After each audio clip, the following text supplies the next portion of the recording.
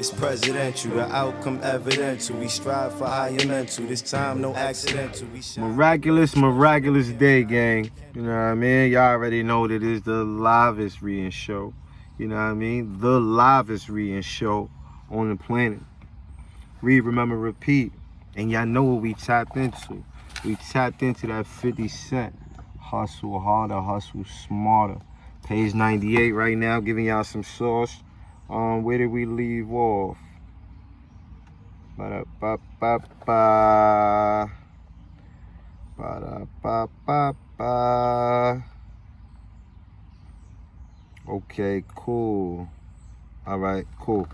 They only knew me as the rapper who had been shot 9 times. This is 50 Cent, right? The book of 50 Cent. They only knew me as the rapper who had been shot 9 times. And they weren't sure they wanted to be associated with that sort of energy. I needed to put their minds at ease, so I took a meeting with the company's CEO. I didn't show up with an entourage, just Chris and me. I expressed how much respect I had for their brand.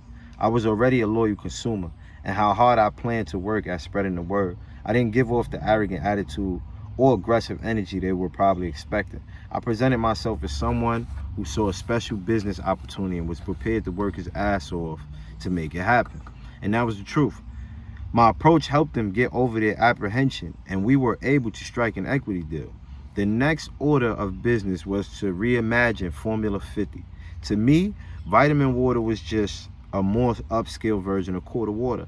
The flavored drinks you would get in bodegas for 25 cents a pop, as anyone from the hood can tell you, the most popular flavor of quarter waters has always been grape.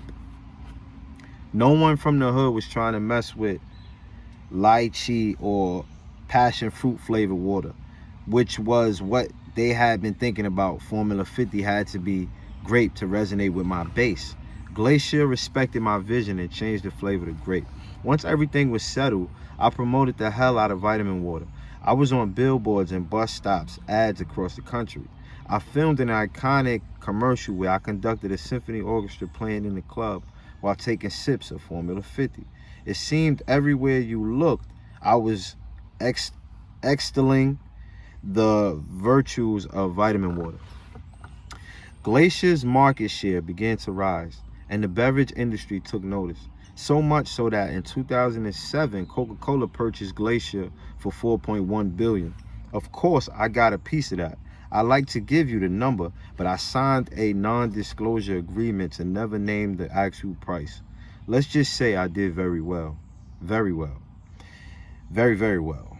It was the biggest come up of my life, which I later celebrated in my song, I Get Money.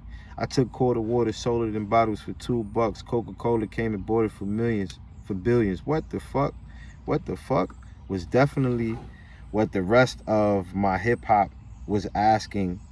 What the fuck was definitely what the rest of hip hop was asking once they heard about how much I made. There had been groundbreaking hip hop deals before Run DMC and Adidas, LL Cool J and FUBU. But nothing even remotely on this level in an environment where everyone was looking for the next deal. I had identified something that was sitting in plain sight, but that no one else had been able to see. I was confident enough in my vision not to get caught up in worrying about the upfront money. To be fair, I was still riding high off the success of my recording career and wasn't pressed for another 100K. I understand that not many people may find themselves in that position. Still, no matter what your situation is financially, if you really believe in something, I'd always recommend you go for the piece of equity over an upfront payday. When you ask for equity, you're essentially betting on yourself. When I did that with vitamin water, it was a fairly unique bet to make.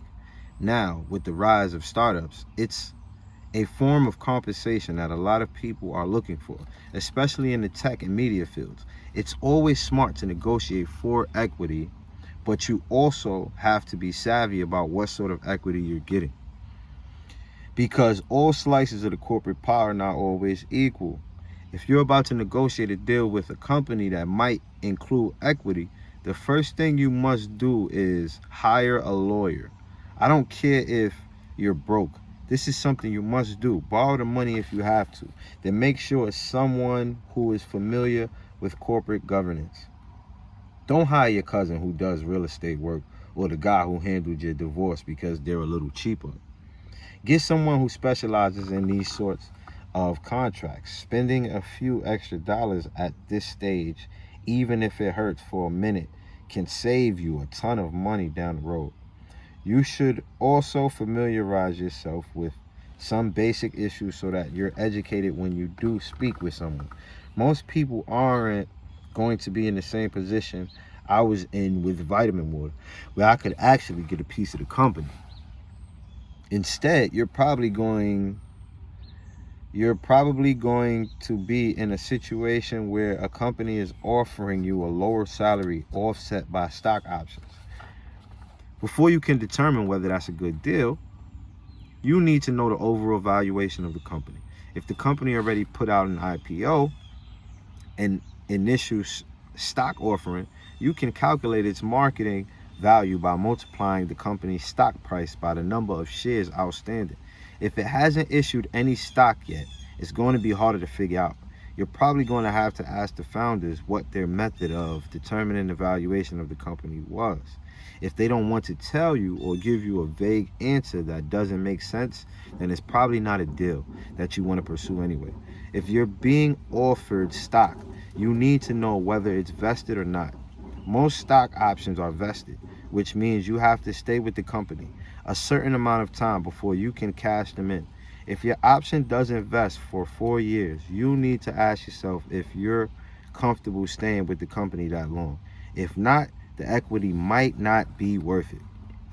A lot of times people hear the terms equity or stock options and they think they've hit the lottery. It is true that equity and stocks are one of the quickest ways to get a lot of money, but you just can't walk into a startup situation blindly. You have to educate yourself and ask a lot of difficult questions early in the process. That way, if the startup you're working for does become one of the rare ones that sees its value skyrocket, you're going to be perfectly positioned to reap the rewards.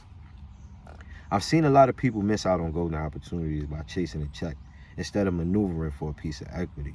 Probably the most egregious example is my former associate, Shy Money XL. I met Shy when I was first getting into music before signing to Interscope. I recorded a lot of the songs for my mixtapes in the studio Shy operated in the basement of his house on Long Island. It wasn't a professional setup, not by a long shot, but it got the job done. More important, Shy provided a safe and secure space to record when a lot of bigger studios didn't want to fuck with me. Because of his loyalty and consistency during a difficult time, I consider Shy my partner.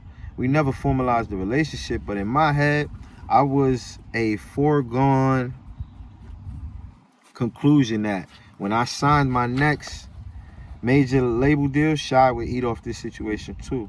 So imagine my surprise when one of the first things Shy did after I signed the Interscope deal was present the label with a $50,000 invoice. He wanted to be reimbursed for the recording sessions we'd done at his house. That blew me away on several levels. First off, we never discussed Shy charging me for the time at his place.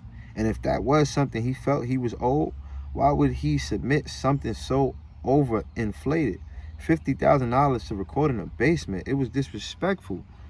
I decided to try to talk some sense into Shy. Look, I didn't think you were going to hand me a bill for what we did at your crib, I told him. But if you feel like you need to get paid for those sessions, just take $30,000 and a point of the album. I was offering less cash than he wanted, but it was actually a very generous deal. A point was an industry term that meant for every album I sold, Shy would receive 1% of the royalties earned. In the record business, points are what everyone is looking for. If an album really takes off, there's no limit to the amount you might make. Judging from the buzz around me, we were talking about an album that was definitely going to take off. Shy wasn't interested in the point. Even his lawyer told him he was crazy taking the fucking point. The guy told him, I'll give you $20,000 right now for it. What the fuck is wrong with you?